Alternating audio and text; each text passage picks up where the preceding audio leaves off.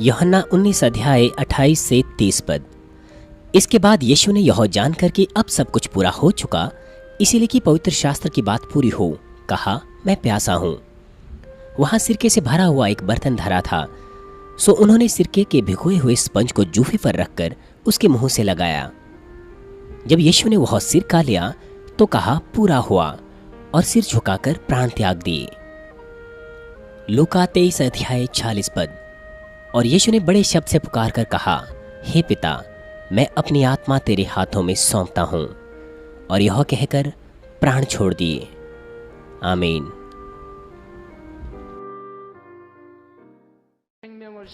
मसीह में प्रिय भाइयों बहनों और प्रिय दर्शकों, हमारे यीशु ने भी अपने जीवन के अंतिम क्षणों में हमें प्रेम के संदेश दिए, और वे क्रूस के अंतिम 7 वचन है। प्रिय दर्शकों, 5वां वचन यूहन्ना 19 अध्याय 28 पद में पाया जाता है। वह कहता है, इसके बाद यीशु ने यह जानकर कि अब सब कुछ पूरा हो चुका, इसीलिए कि पवित्र शास्त्र में जो कहा गया था वह पूरा हो, कहा, मैं प्यासा हूँ। वहाँ सिरके से भरा हुआ एक बर्तन रखा था, अतः उन्होंने सिरके से भिगोए हुए स्पंज को जूफे पर रखकर उसके मुंह से लगाया। यदि किसी का बहुत अधिक लहू बहता है तो वह प्यासा होगा। विशेषकर यीशु इतने लंबे समय से क्रूस पर चिलचिलाती हुई धूप में इजराइल के शुष्क मौसम में लटके हुए थे। एक लंबे समय से उनका लहू बह रहा था। पानी की कमी के कारण उनकी प्यास बद से बदतर हो रही थी। लेकिन यह कहने के द्वारा कि मैं प्यासा हूँ, यीशु केवल अपनी शारीरिक प्यास के बारे में नहीं कह रहे थे। इस वचन का आत्मिक अर्थ भी है। यीशु हमसे कह रहे हैं कि विश्वासियों, उसकी प्यास उसके लहू के दाम को वसूलने के द्वारा बुझेगी। तो हम कैसे यीशु के लहू के दाम को वसूल सकते हैं? मनुष्य जाति जो पापी थी, उन्हें उनके पापों को मुक्त कराना ही यीशु के लहू का बहाने का कारण था। इसीलिए यीशु के लहू का दाम वसूलने के लिए उन आत्माओं को बचाना है जो कि नरक की ओर जा रही है। यही कारण है कि क्यों यीशु ने कहा कि मैं प्यासा हूँ। वह हमसे अनुरोध कर रहा था कि और अधिक आत्माओं को बचाने के लिए कठिन प्रयत्न करें। मसीह में प्रिय भाइयों और बहनों, जब यीशु ने कहा मैं प्यासा हूँ, किसी ने स्पंज लिया, सिरके से भरा और उसे जूफे अर्थात सरकंडा पर रखकर उसे पीने को दिया। स्पंज द्रव को सोख लेता है, इसलिए इस मनुष्य ने स्पंज को सिरके से भरा ताकि यीशु उसे चूस सके। परंतु यीशु ने किस कारण से उसे लिया? यह उसकी प्यास बुझाने के लिए नहीं था। उसने मात्र उसे चखा, क्योंकि उसने आत्मिक अर्थ को सिरके को चखकर पूरा किया। जैसे कि पुराने नियम में भविष्यवाणी की गई थी, वह भविष्यवाणी भजन संहिता 69 अध्याय 21 पद में है। लोगों ने मेरे खाने के लिए इंद्रयान दिया और मेरी प्यास बुझाने के लिए मुझे सिरका पिलाया। यह भविष्यवाणी पूरी हुई। तो फिर सिरके को चखने का आत्मिक अर्थ क्या है? यीशु के द्वारा सिरका पीना इस बात का प्रतीक है कि इसके बदले वह हमें नई दाखमधु पीने को देगा। सिरका अर्थात पुराना दाखमधु पुराने नियम की व्यवस्था को दर्शाता है, और नई दाखमधु प्रेम की व्यवस्था जो कि यीशु के द्वारा पूरी की गई दर्शाता है। पुराने नियम के अनुसार पापी अपने पापों की क्षमा पशुओं का लहू बहाने के द्वारा प्राप्त करते थे। हर बार जब वे पाप करते थे, उनको एक पशु का लहू बहाकर उसका बलिदान अर्पण करना पड़ता था। लेकिन यीशु प्रायश्चित के बलि बने और व्यवस्था के सब शापों से क्रूस पर अपना प्राण देकर हमारा उद्धार किया। इसका अर्थ यह हुआ कि उसने हमारे लिए सिरके को ले लिया। यदि हम इसे अपने हृदय की गहराइयों से विश्वास करें और अपने पापों का पश्चाताप करें, तो उस विश्वास के द्वारा हमारे पाप क्षमा किए जा सकते हैं। यह पीने के लिए नया दाखमधु है। यीशु ने सिरके को ले लिया और अपने मुंह से छूकर यह सच्चाई समझाई। प्रिय श्रोताओं, अंतिम वचनों का 6वां वचन यूहन्ना 19 अध्याय 30 पद में पाया जाता है। वह कहता है, जब यीशु ने वह सिरका लिया तो कहा, पूरा हुआ, और सिर झुकाकर प्राण त्याग दिए। पूरा हुआ का अर्थ है कि यीशु ने मानव उद्धार के प्रावधान को पूर्ण रीति से पूरा किया, और उसने व्यवस्था को प्रेम के द्वारा पूरा किया। व्यवस्था को प्रेम से पूरा करने का क्या अर्थ है?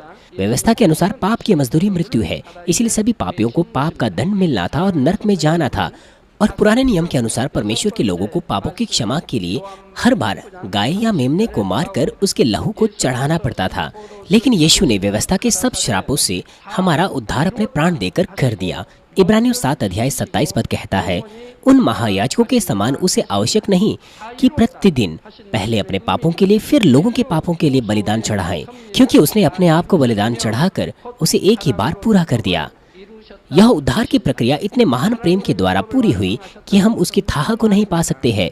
परमेश्वर का बहुमूल्य पुत्र इस पृथ्वी पर बदनसीब मानव शरीर में आया, स्वर्गीय राज्य के सुसमाचार का प्रचार किया, सब बीमारों और कमजोरों को चंगा किया।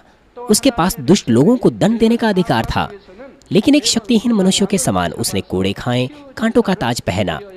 उसके हाथ और पैर दुष्ट लोगों के द्वारा कीलों के द्वारा ठोके गए। इस विशाल प्रेम और बलिदान के द्वारा दुष्ट और शैतान के अधिकार को तोड़ दिया गया और अब हम विश्वास से अनंत जीवन प्राप्त करके स्वर्ग के राज्य में प्रवेश कर सकते हैं। तो हमारे लिए परमेश्वर की इच्छा क्या है? वह हमारा पूरा पवित्रीकरण है और विश्वास योग्यता है। हमें पवित्र आत्मा के 9 फलों को, आत्मिक प्रेम और आशीर्वचन को साथ लेना चाहिए और बहुत सी आत्माओं को बचाना चाहिए। जैसे प्रभु ने हमें बताया कि तुम पृथ्वी के अंत तक मेरे गवाह हो। यदि इस प्रकार से हम परमेश्वर की इच्छा को पूरा करते हैं, हम नए यरूशलेम में परमेश्वर के सिंहासन के पास रहने के योग्य होंगे। मैं प्रभु के नाम से आपसे अनुरोध करता हूँ कि आप यह कहने के योग्य हो पाएं जब आप प्रभु से मिलेंगे कि मैंने सब कुछ पूरा कर लिया। अंतिम 7वां वचन लूका 23 अध्याय 46 पद में पाया जाता है। वह कहता है, यीशु ने बड़े शब्द से पुकार कर कहा, हे पिता, मैं अपनी आत्मा तेरे हाथों में सौंपता हूँ, और यह कहकर अपने प्राण छोड़ दिए। अंतिम 7 वचनों के 4थे वचन में यीशु ने परमेश्वर को पिता कहकर नहीं पुकारा, लेकिन परमेश्वर कहा था। यह इसीलिए क्योंकि यीशु पापी के स्थान में क्रूस पर चढ़ाए गए थे, और यह कहकर यीशु ने हमें अनुभव कराया कि यीशु हमारे लिए परमेश्वर के द्वारा पूर्ण रीति से छोड़ दिए गए थे। पर अब यीशु ने उद्धार के सब प्रावधान को पूर्ण कर लिया। वह फिर से परमेश्वर को पिता पुकार रहे हैं। यहाँ पर लिखा है, बड़े शब्द से पुकार कर कहा। जैसे पहले आपको बताया गया, यह इसीलिए था क्योंकि यीशु के अंतिम वचन सब लोगों के द्वारा सुने जाएं।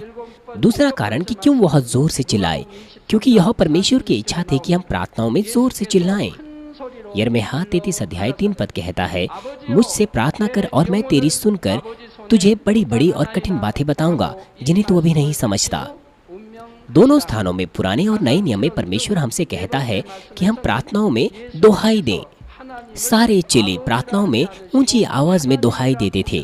जब अंधा मनुष्य बर्तिमाई यीशु के पास आया, वह जोर से ऊंची आवाज में चिल्लाया, यहाँ तक कि लोग उसके चारों ओर खड़े थे, उसे कह रहे थे कि चुप हो जा, परंतु वह और भी जोर से चिल्लाने लगा।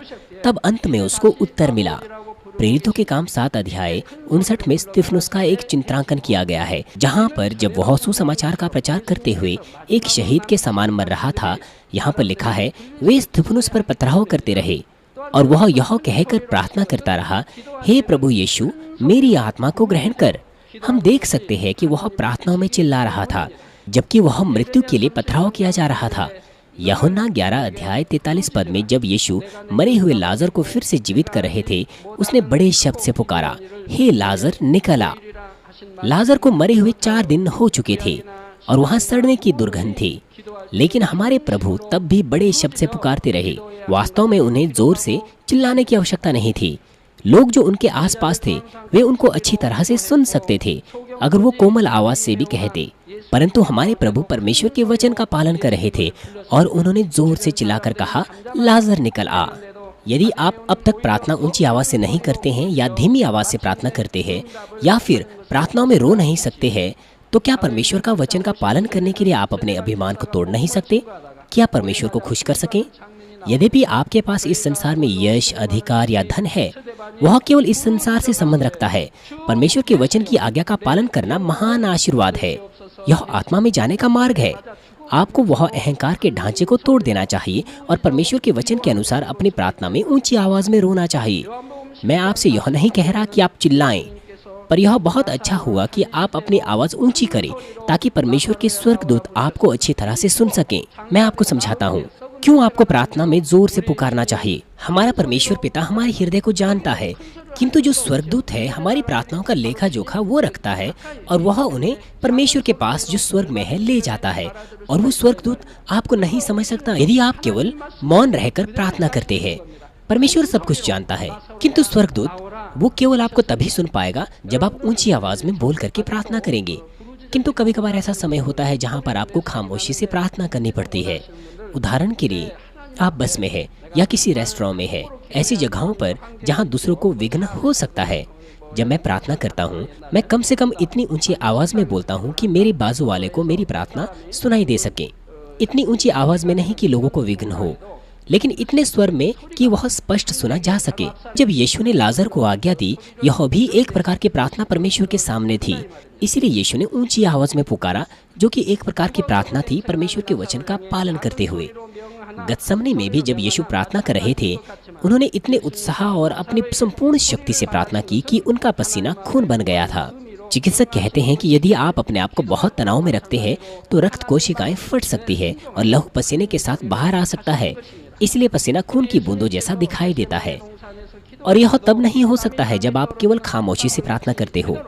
विशेषकर इज़राइल में रातें काफ़ी ठंडी होती है, क्योंकि यीशु बहुत अधिक चिल्लाए, यहाँ तक कि पसीना आ गया। और विशेषकर उन्होंने प्रार्थना में बहुत परिश्रम किया, जिससे उनका पसीना लहू की बूंद बनकर जमीन पर गिर रहा था। हालांकि ऐसा भी समय होता है जब हमें खामोशी से प्रार्थना करनी होती है, लेकिन जब हम नियमित आधार पर प्रार्थना करते हैं, हमें अपने पूरे हृदय से प्रार्थना करनी चाहिए। इसीलिए यीशु क्रूस पर भी परमेश्वर की इच्छा स्पष्टता से हमको बताने के लिए और स्वयं परमेश्वर की इच्छा के अनुसार कार्य करने के लिए ऊंची आवाज से प्रार्थना कर रहे थे। इसके बाद यीशु अपनी आत्मा को परमेश्वर के हाथों में यह कहकर सौंपते हैं, पिता, मैं अपनी आत्मा तेरे हाथों में सौंपता हूँ। जब यीशु क्रूस पर मर गए, उनका शारीरिक जीवन समाप्त हो गया, लेकिन यह ऐसा नहीं कि उनकी आत्मा बुझ गई।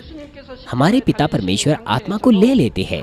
मानव केवल दृश्य शरीर से ही नहीं बना हुआ है, वह आत्मा, प्राण और शरीर का बना हुआ है। शरीर तो केवल आत्मा और प्राण को रखने का एक कवच है। यद्यपि शरीर तो मर जाता है और समाप्त हो जाता है, आत्मा अनंत है और कभी भी नहीं बुझती है। मैं पहले से ही 40 से अधिक सत्रों में आत्मा, प्राण और शरीर के विषय में आपको समझा चुका हूँ। मैं आपको संक्षेप से बताता हूँ। परमेश्वर ने आदम का शरीर भूमि की मिट्टी से बनाया और उसके नथनों में जीवन का श्वास फूंक दिया। तो फिर जीवन का बीज अर्थात आदम की आत्मा उत्पन्न की गई। परमेश्वर ने आत्मा का ज्ञान, जो कि सत्य है, आदम की आत्मा में भर दिया और आदम का हृदय, जो जीवन का बीज था, सत्य के ज्ञान से भर दिया। इसलिए आदम जीवित आत्मा कहलाया। इसलिए यह आवश्यक नहीं था कि हृदय जैसे शब्द का इस्तेमाल किया जाए, क्योंकि उसका हृदय अपने आप में उसकी आत्मा था। प्राण एक सामान्य शब्द है जिसका इस्तेमाल दिमाग में, याददाश्त प्रणाली के लिए, उसमें तमाम तत्वों के लिए और उसका इस्तेमाल और प्रयोग के लिए इस्तेमाल किया जाता है। आदि में आदम की आत्मा स्वामी था उसके शरीर और प्राण को नियंत्रण करने के लिए, क्योंकि उसका आत्मा सत्य से भरा हुआ था। इसलिए आत्मा के द्वारा प्राण नियंत्रित था और केवल सत्य के विचार उसमें थे।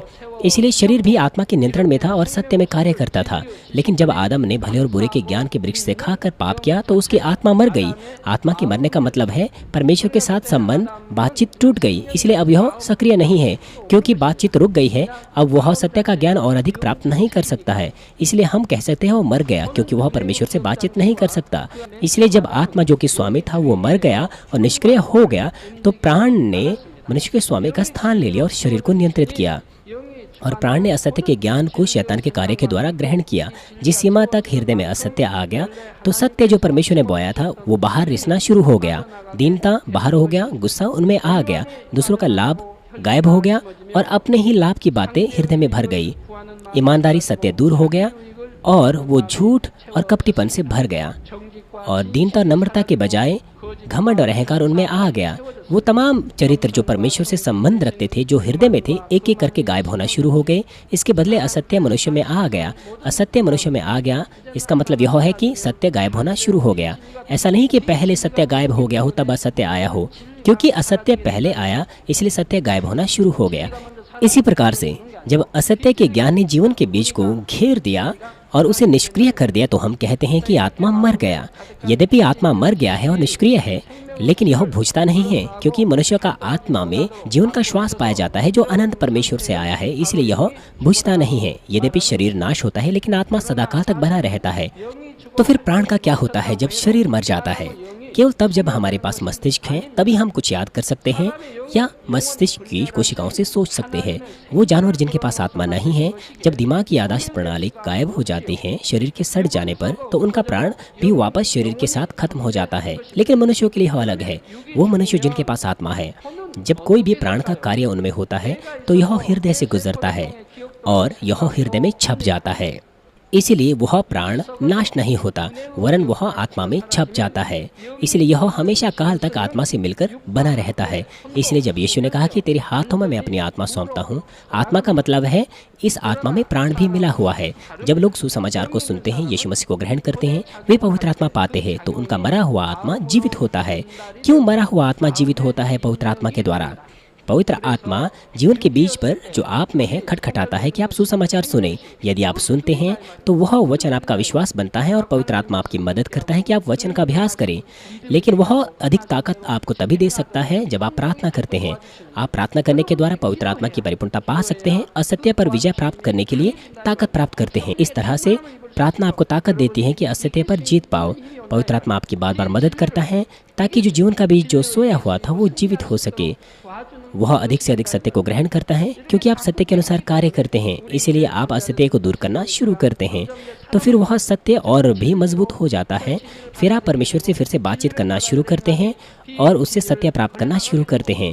जितना ज़्यादा आपका हृदय सत्य से भर जाता है, आप असत्य को दूर कर सकते हैं। यदि आपका हृदय सत्य से भरा है तो फिर आपके पास सत्य के विचार होंगे, आप सत्य में कार्य करेंगे। इसी प्रकार से जब हमारा आत्मा जीवित होता है और हमारा हृदय सत्य से भर जाता है तो हम कहते हैं कि हमारा प्राण समृद्ध हो गया है। अर्थात क्योंकि हमारी आत्मा सक्रिय है और जीवित है, इसलिए प्राण केवल आत्मा को पालन करता है। इसलिए अगर हम अपने हृदय में कुछ भी चाहते हैं तो जैसा हमने चाहा है वैसा ही हो जाता है। इसलिए क्योंकि जो कुछ हम हृदय में चाहते हैं वो सत्य और भलाई होगा। अगर हमारी आत्मा कुछ भी चाहती है तो हमारा प्राण केवल पालन करता है। इसलिए इस तरह का व्यक्ति वो है जो आत्मा में जा चुका है। तीसरा यूहन्ना 1:2 कहता है, हे प्रिय, और आप जानते ही कि यह आशीषों का वचन है अगर लिखा है प्रिय। हे प्रिय, मेरी यह प्रार्थना है कि जैसे तू आत्मिक उन्नति कर रहा है वैसे ही तो सब बातों में उन्नति करें और भला चंगा रहे। जब आपकी आत्मिक उन्नति होती है, अर्थात जब आपका हृदय सत्य से भर जाता है, तो आप सब बातों में उन्नति करेंगे और भले चंगे रहेंगे। यूहन्ना 3:5 कहता है, यीशु ने उत्तर दिया, मैं तुझसे सच सच कहता हूँ, जब तक मनुष्य जल और आत्मा से न जन्मे तो वह परमेश्वर के राज्य में प्रवेश नहीं कर सकता। जैसे कि कहा गया, वो जो जल और आत्मा से फिर से जन्मे हैं, अर्थात वे मनुष्य जिनकी आत्माएं पुनर्जीवित है, जब वे इस पृथ्वी पर मरते हैं तो उनके प्राण आत्मा से मिलकर स्वर्ग के राज्य में जाएंगे। किंतु जिनकी आत्मा पुनर्जीवित नहीं है और जिन्होंने अपने हृदय में सत्य को पूरा नहीं साधा है, वह स्वर्ग नहीं जा सकते। इसलिए नर्क उनके लिए स्थान है जहाँ पर वे रखे जाएंगे। जो पापों में रहने के बाद मर जाते हैं वे शत्रु शैतान के साथ अनंत काल की आग में डाले जाएंगे। संसारिक मनुष्य यहाँ तक कि वो इन बातों को विस्तार पूर्वक नहीं जानते, लेकिन सहज ज्ञान से मृत्यु से डरते हैं। वो एक लंबा जीवन जीने की कोशिश करते हैं, लेकिन मृत्यु के समय में डर से अकड़ जाते हैं, अपनी आंखें तक बंद नहीं कर पाते। अगर आपने लोगों की मृत्यु देखी है तो आप जानते हैं जिन्होंने बुराई का जीवन जिया है, बड़ा डर उन्हें पकड़ देता है उनकी मृत्यु के समय में, और उनकी आंखें व्यापक रूप से खुली रहती हैं। परंतु जिन्हें उद्धार का विश्वास होता है वे मृत्यु से नहीं डरते। यदि आप मृत्यु से डरते हैं, इसका अर्थ यह है कि आपको उद्धार का निश्चय नहीं है, अर्थात ऐसी स्थिति में जहां आपके लिए उद्धार पाना बहुत कठिन है। दूसरा कुरिन्थियों 5:8 कहता है, अतः हम पूर्णतः साहस रखते हैं तथा देह से अलग होकर प्रभु के साथ रहना और भी उत्तम समझते हैं। हम देख सकते हैं कि प्रेरित पौलुस यह जीवन जल्दी समाप्त करना चाहता था और प्रभु के पास तेजी से जाना चाहता था। उनके मृत्यु के क्षण जो यीशु के समान विश्वास के साथ अंगीकार करते हैं कि पिता, मैं अपनी आत्मा तेरे हाथों में सौंपता हूँ, इस कारण वे जिनके पास विश्वास है अंतिम क्षण में बड़ी शांति के साथ मरते हैं। उनके पास पहले से आशा और विश्वास है, इसीलिए अंतिम क्षण उनकी आत्मिक आंखें खुल जाएगी। वे स्वर्गदूतों को जो उन्हें लेने आए हैं उन्हें देखेंगे और स्वर्गीय प्रकाश को देखेंगे, क्योंकि वे पहले से जानते हैं कि स्वर्ग और नरक है। इसलिए जीवन के अंतिम क्षणों को देखने मात्र से ही हम देख सकते हैं कि बाइबल सत्य है और यह भी कि स्वर्ग और नरक सचमुच है। प्रिय श्रोताओं, यीशु ने प्रार्थना की कि वह अपनी आत्मा परमेश्वर के हाथों में सौंपते हैं। यह साक्षी देता है कि उसने आज्ञा का पालन किया और परमेश्वर के प्रावधानुसार सब कुछ को पूरा किया। यह परमेश्वर है जो कि मनुष्य के जीवन, मृत्यु, भाग्य, दुर्भाग्य और मनुष्य के इतिहास को नियंत्रित करता है। यीशु इस पृथ्वी पर आया, क्रूस पर चढ़ाया गया और पुनर्जीवित हुआ। यह यीशु की इच्छा और योजना के अनुसार नहीं हुआ। यूहन्ना 3:34 कहता है, मेरा भोजन यह है कि मैं अपने भेजने वाले की अर्थात परमेश्वर पिता की इच्छा पूरी करूं और उसका कार्य पूरा करूं। जैसा कहा गया, यीशु ने केवल परमेश्वर पिता के प्रावधान को और आज्ञा का पालन किया। परमेश्वर ने सब कुछ आरंभ किया और समाप्त किया और यीशु की आत्मा को भी ले लिया। इसलिए जब हम किसी बात के लिए प्रार्थना करते हैं, हम यीशु मसीह के नाम से प्रार्थना करते हैं, परंतु जो हमें उत्तर देता है वह परमेश्वर है, क्योंकि परमेश्वर के इकलौते पुत्र यीशु ने अपना लहू बहाया और हमारे पापों को माफ किया और हमारे लिए प्रायश्चित का बलिदान बना। इसलिए परमेश्वर कहते हैं कि वो केवल हमें तभी उत्तर देंगे जब हम यीशु मसीह के नाम से प्रार्थना करेंगे। इसलिए हमें उत्तर तभी मिलता है जब हम यीशु मसीह के नाम से प्रार्थना करते हैं। हम यीशु मसीह के नाम से प्रार्थना करते हैं क्योंकि उसने हमारे पापों से हमें मुक्त किया और पापियों के लिए परमेश्वर के सामने मध्यस्थ बना। लेकिन जो प्रार्थनाओं के उत्तर देता है और मनुष्यों के जीवन, मृत्यु, भाग्य, अभाग्य पर नियंत्रण करता है वह पिता परमेश्वर है। मत्ती 10:29-30 कहता है, क्या एक पैसे में दो गौराएं नहीं बिकती? फिर भी तुम्हारे पिता की इच्छा के बिना एक भी भूमि पर नहीं गिर सकती। तुम्हारे सिर के बाल तक भी गिने हुए हैं, इसलिए डरो मत, तुम बहुत सी गौराइयों से कहीं अधिक मूल्यवान हो। यदि आप इस पद का आत्मिक अर्थ समझते हैं और अपने मस्तिष्क में छाप लेते हैं, आप सब कुछ परमेश्वर के हाथों में सौंप सकते हैं। उनके साथ ऐसा ही है जो बीमार है। क्यों आप अस्वस्थ हैं? क्यों आप स्वस्थ नहीं हैं? क्यों कभी कभार आपको उत्तर मिलते हैं लेकिन कभी कभार नहीं मिलते? परमेश्वर की आज्ञा के बगैर एक भी गौराया भूमि पर नहीं गिर सकती, और परमेश्वर ने हमारे सिर के बालों को तक गिना हुआ है। यदि आप परमेश्वर पर सचमुच विश्वास कर सकते हैं, तो फिर आपके लिए बीमार होने का कोई कारण नहीं है और उत्तर प्राप्त ना करने का कोई कारण नहीं है। ना केवल बीमारियों के विषय में है, वरन आशीषों आपके व्यापार में, कार्यशालाओं में, उसके विषय में भी यही है। या फिर जब आप परमेश्वर के कार्यों को प्रकट करते हैं। यीशु जो परमेश्वर के स्वभाव में था, उसने केवल परमेश्वर की इच्छा का पालन किया, सब कुछ परमेश्वर के हाथ में सौंप दिया। इसी तरह से मैं आपसे विनती करता हूँ कि आप केवल परमेश्वर पर भरोसा रखें, किसी मनुष्य विधि या किसी दूसरे लोगों पर नहीं। अब आपके पास प्रश्न हो सकता है, ऐसा कहा गया कि स्वर्ग के राज्य में प्राण और आत्मा एक साथ मिलकर जाएंगे और पशुओं का प्राण समाप्त हो जाएगा। तो फिर जिनका उद्धार नहीं हुआ, उनकी आत्मा मरी हुई है। इसलिए यदि वे इसी समय मर जाते हैं तो उनका प्राण अकेले नरक में कैसे जा सकता है? क्या वो समाप्त नहीं होगा? नहीं, वह नहीं भूजेगा। यह आत्मिक शरीर में समाकर नरक में जाएगा। आत्मिक शरीर वह शरीर है जिसमें आत्मा और प्राण समाया रहता है। आपके भौतिक शरीर में आपका आत्मिक शरीर कहाँ स्थित है? आपकी आत्मा कहाँ है? क्या वह आपकी छाती में या हृदय में है या विचारों में है? यह आत्मिक शरीर आपके पूरे शरीर में स्थित है। आपके आत्मिक शरीर का वैसा ही स्वरूप है जैसा आपका भौतिक शरीर का है। इसलिए जब किसी की आत्मा बाहर आती है तो आप देखते हैं कि उसका आत्मिक शरीर भी वैसे ही बाहर आता है। वे जिनकी आत्मिक आंखें खुली है वो उसे देख सकते हैं। आत्मा और प्राण आत्मिक शरीर में पाया जाता है, और उनके लिए वो जो नरक में गिर रहे हैं, केवल प्राण ही उस आत्मिक शरीर में पाया जाता है, क्योंकि आत्मा मरी हुई है। इसलिए वो जो नरक में जाएंगे उनके पास केवल प्राण होगा, और वो जो स्वर्ग जाएंगे उनके पास दोनों आत्मा और प्राण होगा। जब दोनों आत्मा और प्राण साथ मिलकर जाते हैं तो यह प्राण आत्मा से संबंध रखता है। केवल वही प्राण जो आत्मा से संबंध रखता है वह आत्मा से मिला रहेगा। वो प्राण जो शरीर से संबंध रखता है वह आत्मा से नहीं मिल सकता। इसलिए प्रभु और स्तिफनुस ने कहा आत्मा। तो जो प्राण आत्मा से संबंधित है वह आत्मा में सम्मिलित है। हमारे प्रभु के पास स्पष्ट तौर पर ऐसा कोई प्राण नहीं है जो शारीरिकता से संबंधित है, इसीलिए उसका प्राण पूर्णतः आत्मा से संबंधित था। ऐसे ही स्तिफनुस का भी, क्योंकि वह पवित्र था और उसमें कोई दुष्टता नहीं थी। पूरा प्राण आत्मा से संबंधित था। परंतु यदि आपने उद्धार पा लिया है लेकिन आत्मा में नहीं गए परंतु अभी भी शारीरिक है, तो क्या होगा? आपकी आत्मा का क्या होगा? वह प्राण पृथ्वी पर रह जाएगा और समाप्त हो जाएगा। तब ऊपर क्या जाएगा? केवल वह प्राण जो आत्मा से संबंध रखता है वह ऊपर जाएगा, क्योंकि आपने सत्य के कार्य किए हैं। आपने आत्मा में कुछ तो किया है, इसीलिए जो आपने किया है वही ऊपर जाएगा। केवल वे चीजें जो आत्मा से संबंध रखती हैं, केवल वही स्वर्ग के राज्य में जाएगा। इसलिए स्वर्ग के राज्य में क्या झूठ होगा? बिल्कुल नहीं। क्या वहाँ घृणा हो सकती है? नहीं हो सकती। क्या वहाँ व्यभिचार हो सकता है? नहीं हो सकता। क्यों? इसीलिए क्योंकि जो प्राण शारीरिकता से संबंध रखता है वह ऊपर नहीं जाएगा। इसलिए आप ऐसी चीजें याद नहीं कर सकते। एक बार जब आप स्वर्ग के राज्य में जाएंगे, आप केवल वही चीजें याद रखेंगे जो आत्मा से संबंधित है। इसलिए वह बहुत सुंदर होगा और वहाँ कोई बुराई नहीं होगी। परंतु जो नरक में डाले जाएंगे उनका केवल प्राण जाएगा, क्योंकि उन्होंने आत्मा में कुछ भी नहीं किया है, और यहाँ तक कि उनका प्राण भी आत्मा में वह प्राण है जो शारीरिकता से संबंध रखता है। इसलिए वे नरक में जाते हैं, वे केवल बुराई ही उगलेंगे। इसलिए नरक में पति पत्नी, माता पिता और संतान एक दूसरे को दोष लगाएंगे। पत्नी पति को कहेगी, क्योंकि तुम्हारे कारण मेरा उद्धार नहीं हुआ है और मैं नरक में आ गई। मैं पीड़ा तुम्हारे कारण सह रही हूँ। तुमने मुझे चर्च जाने से रोका, तुमने मुझे सताया, यीशु पर विश्वास करने नहीं दिया, इसलिए अंत में नरक में आ गई।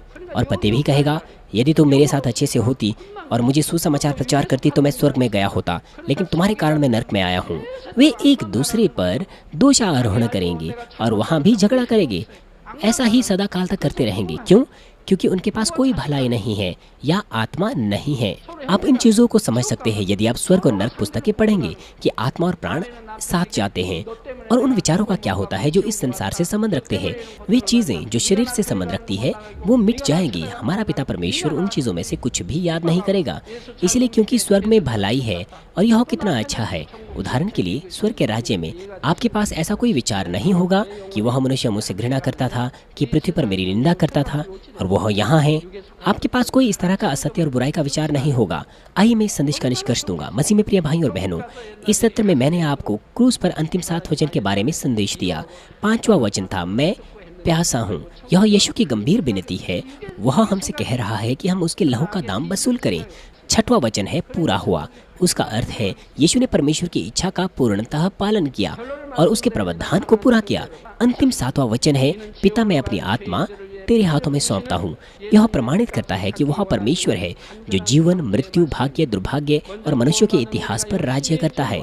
मैं आशा करता हूँ कि आप यीशु की हृदय और ऊंची आवाज में चिल्लाने को समझ गए होंगे, यहाँ तक कि उस यंत्रणा की पीड़ा के मध्य, और इस बात को भी कि उसने परमेश्वर की इच्छा को पूर्ण रीति से पूरा किया, ताकि आप यह अंगीकार करने के योग्य हो पाएं कि आप प्रभु के आने की बाट जोह रहे हैं। मैं प्रभु के नाम से प्रार्थना करता हूं कि आप उस यशस्वी धार्मिकता के मुकुट उन सबों के साथ जो प्रभु के प्रकट होने को प्रिय जानते हैं प्राप्त करने के योग्य हो सके। आमीन।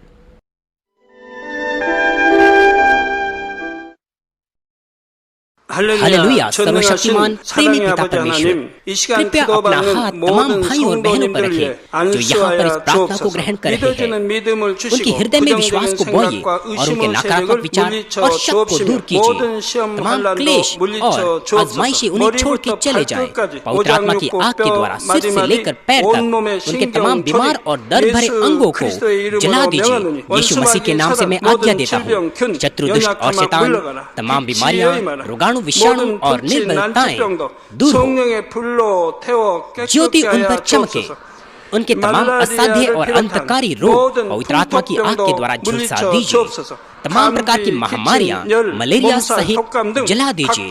तमाम संक्रामक रोग, जुकाम, बुखार उनसे दूर हो। पिता उन्हें तमाम प्रकार के रोगाणुओं और विषाणुओं से सुरक्षा दीजिए। उन्हें तमाम प्रकार के कैंसर, पेट के कैंसर, फेफड़े के कैंसर, जिगर के कैंसर, छाती के कैंसर, गर्भ के कैंसर और आंतों के कैंसर से चंगा कीजिए। और तमाम दूसरी बीमारियां जैसे कि एड्स, ल्यूकेमिया, दिमागी रक्तघात, उच्च रक्तचाप, धीमा रक्तचाप, हृदय के रोग, फेफड़े के रोग, स्त्री रोग, थायराइड के रोग और तमाम सूजन और जलन दूर हो।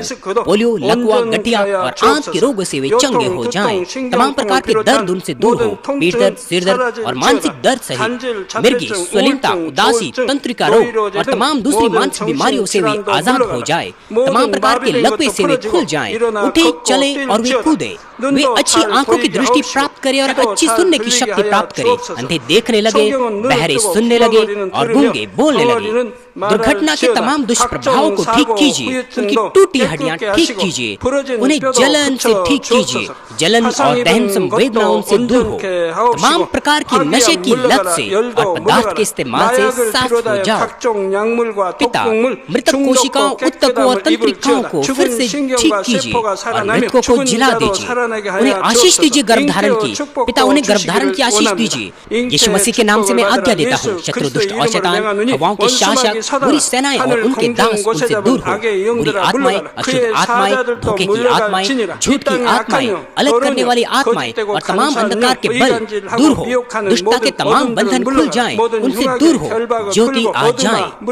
पिता परमेश्वर उन्हें ताकत दीजिए कि वे प्रार्थनाओं में पुकारें। पापों को दूर करने की उन्हें सामर्थ दीजिए और वे पवित्र हो जाएं। वे भले स्वस्थ में बने रहें जब उनका प्राण समृद्ध होता है। उनके परिवारों में भी सुसमाचार का प्रचार किया जाए। उन्हें सुरक्षा दीजिए तमाम प्रकार की दुर्घटनाओं और विपत्तियों से। अपने बच्चों को, उनके घर, कार्यशालाओं और व्यापारों को सुरक्षा दीजिए। पवित्र आत्मा की आग की दीवार से, स्वर्गीय सेना, स्वर्गदूतों और अपनी धधकती आंखों के द्वारा। पिता परमेश्वर आपका धन्यवाद। सारी महिमा केवल आपको मिले। हमारे प्रभु यीशु मसीह के नाम से मैं प्रार्थना करता हूँ। आमीन।